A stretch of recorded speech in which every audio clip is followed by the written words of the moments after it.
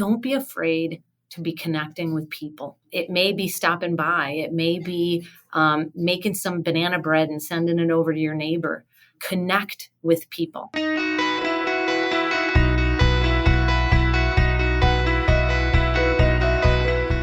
Welcome to Balancing Life's Issues, the podcast. I'm your host, Kai, and I'm here with CEO of BLI, Wendy Wollner. How are you doing today? I'm good, thanks, Kai. Nice to chat with you.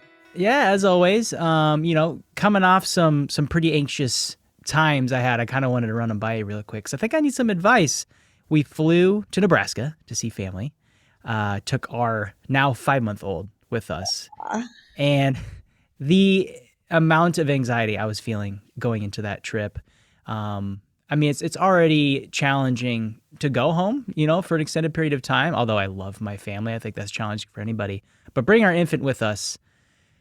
The scenarios going through my head on what could possibly go wrong, from turbulence that would make me drop my baby to a screaming child for 3 hours, left me in, I don't want to use the word lightly, but it felt like close to a panic attack. And I really had to dig deep. And fortunately, Miles was perfect.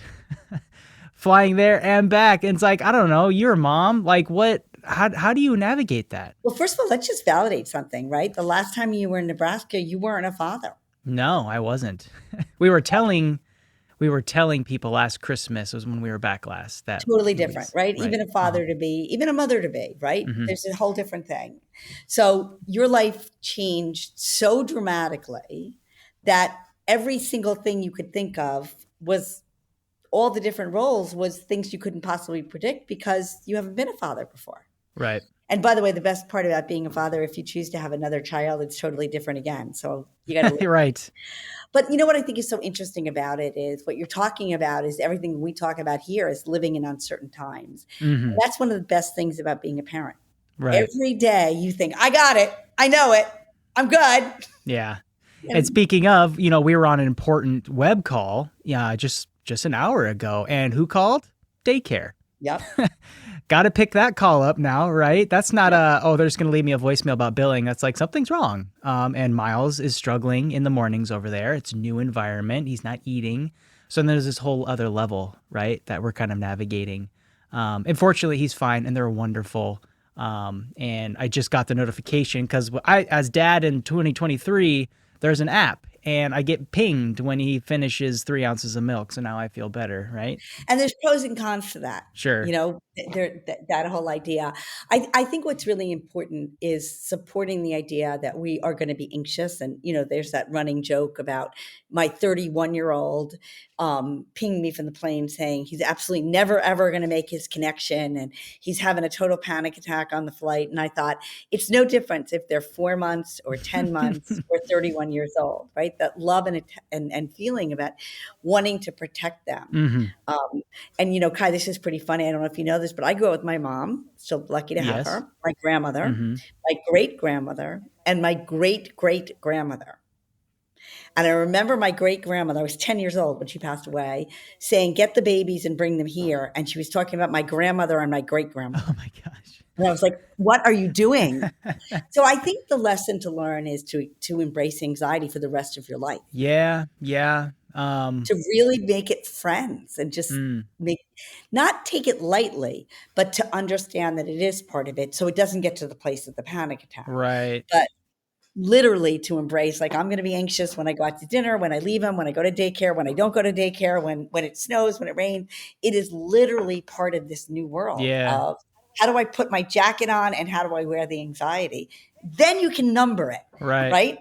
Is it a 1 anxiety or is it a 59? And that's like, it's a great segue into, who we're talking to today, because, living an uncomfortable feeling, having a difficult conversation, especially in this world we live in where it seems like every time you turn on the news, it couldn't get any worse, but it seems like that hole just keeps getting dug deeper.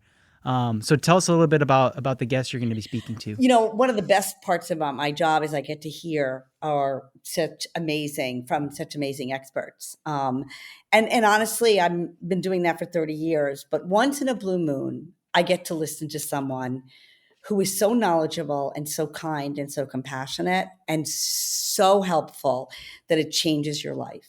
And when I went into the session, it was a session about trauma, and Megan was giving the speech, and I was doing what I normally do. I'm doing the laptop, and I'm like, yeah, Multitasking. like half listening because I've taken how many trauma classes, and she told the immediate story about her response and her feelings to the Buffalo supermarket shooting, and I was riveted. And my hand was up the entire time about learning about responses to trauma, to anxiety. And I'm so grateful that she had a lot of patience for all my questions. And I'm even more grateful that she's decided to spend a few minutes with us today.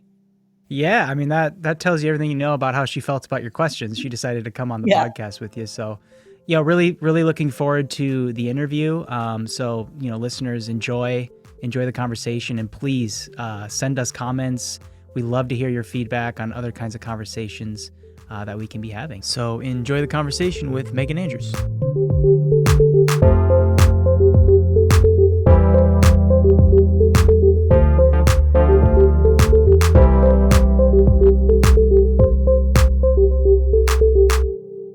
Hey, Megan, how are you today? Thank you so much for dropping by. It's like you're in my living room. Really appreciate chatting with you. How are you? I know, I love it.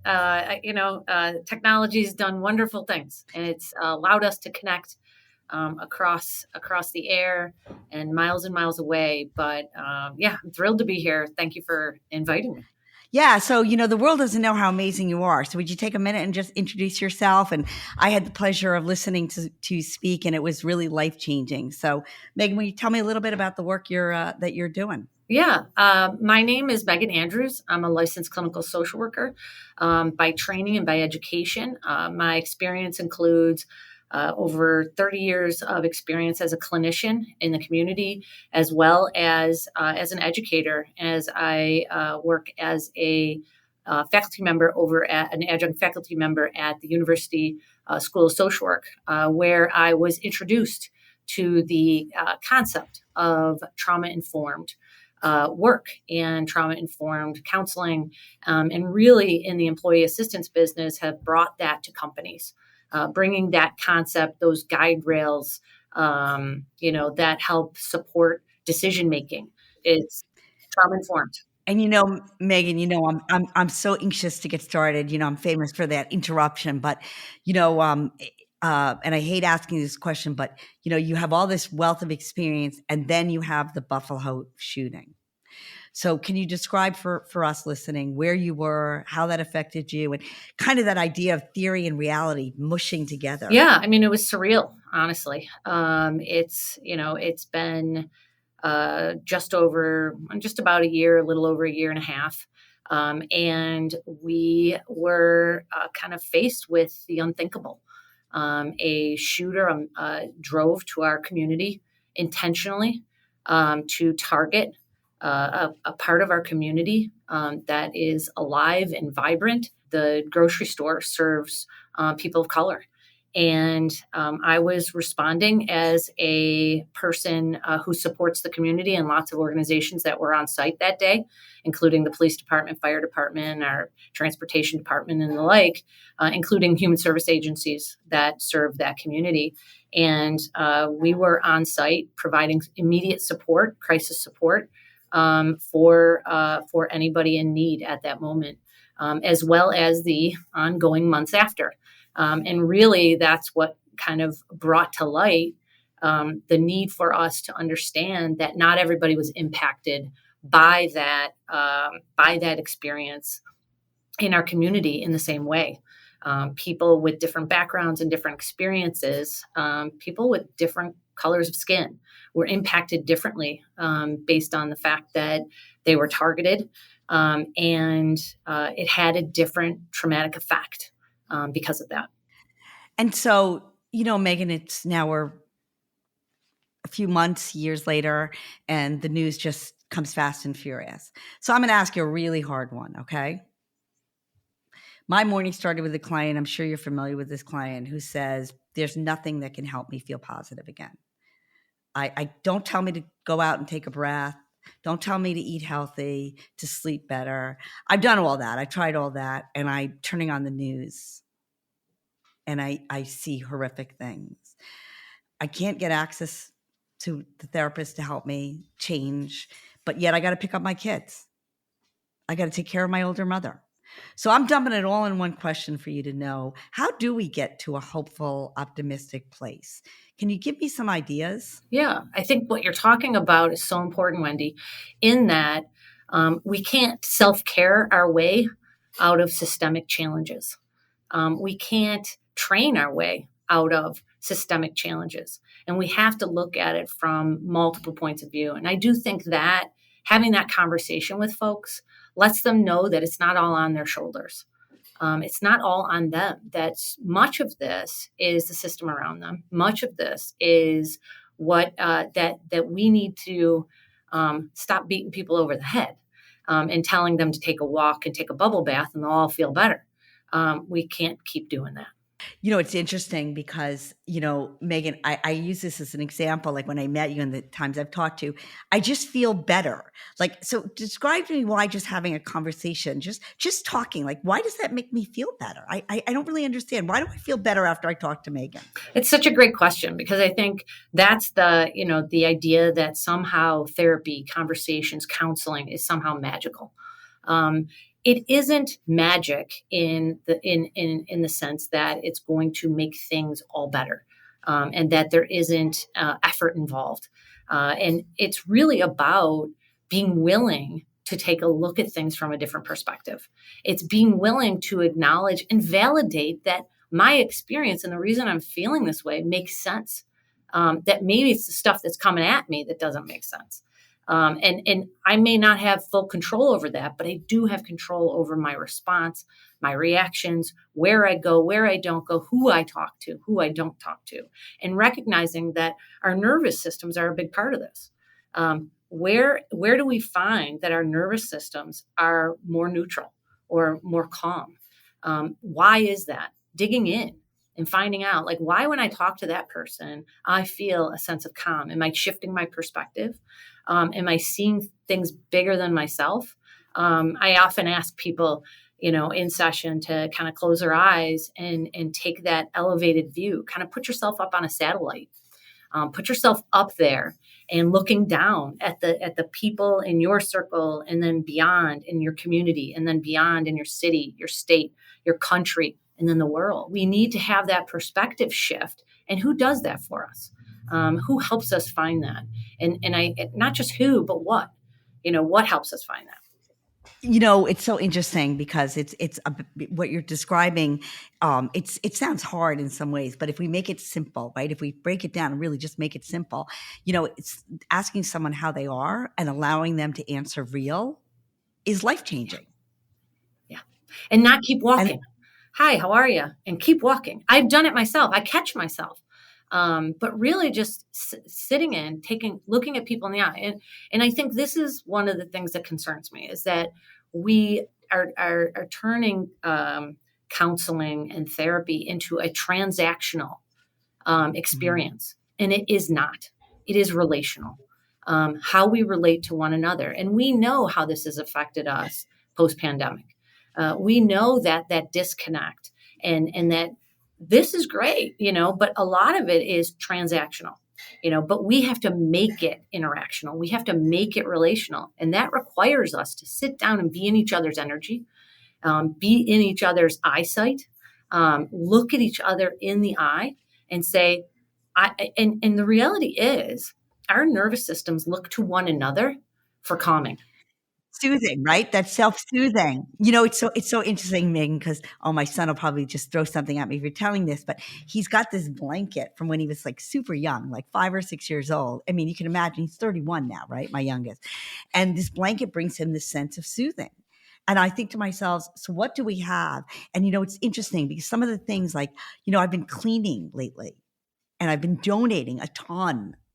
And I mean, can you describe, like, why does that make me feel like I'm like, yes, there's this sense of like, I ran a marathon. I mean, didn't run a marathon, but I did clean out my closet and donate a ton of things.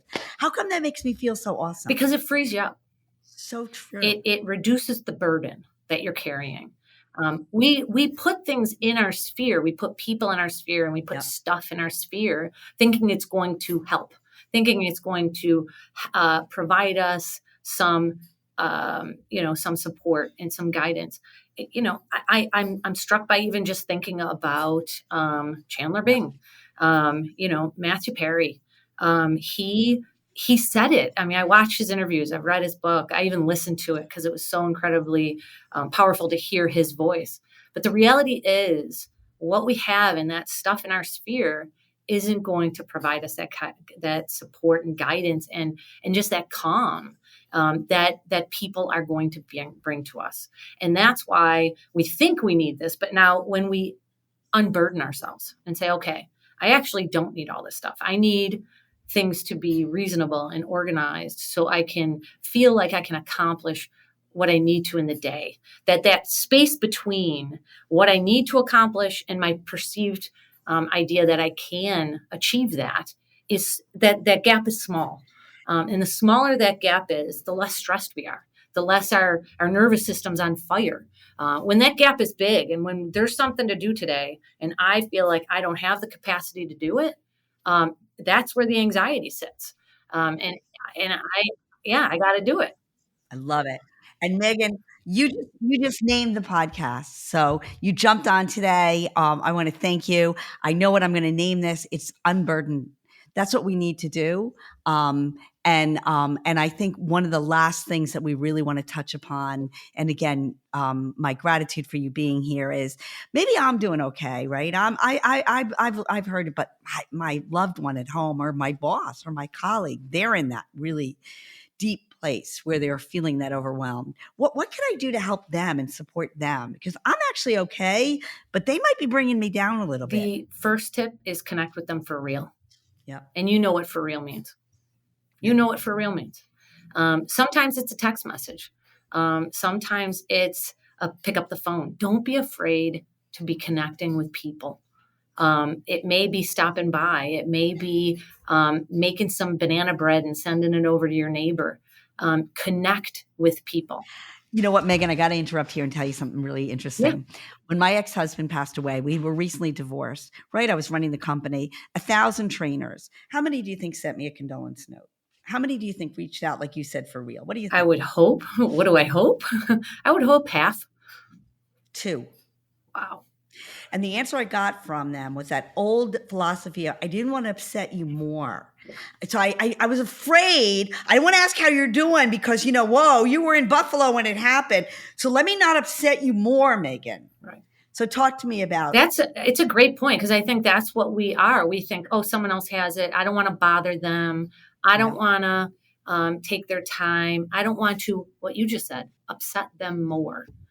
When in reality, connection, relationship, and being real with people is vital to our sustainability as a population. That we cannot take we can't take the humanity out of what we're doing at all. I'm not afraid of AI. I'm right there with you, right? It's exciting. It's interesting. It's one of the tips I have taking care of my mother is I always have a trip planned for her. It's always on the calendar. We've got January 5th. We're going. Now, will we go? Right. Do I think we'll go? But man, it's there. Yeah.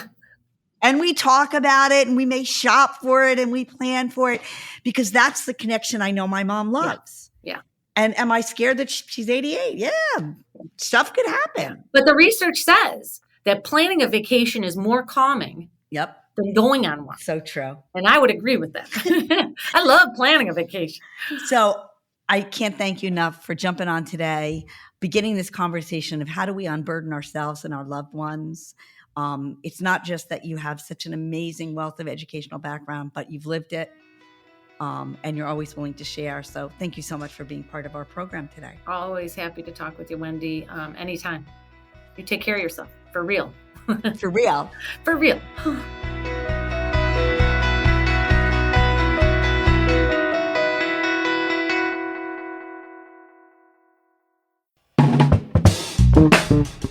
This has been a production of Balancing Life's Issues with your hosts, Kai Sorensen and Wendy Wellner.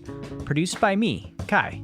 Rate, leave a review, and subscribe to the podcast wherever you listen so you can get brand new episodes as they drop. Got an idea for the show? Email me, kai@balancinglifesissues.com. Anything to add, Miles?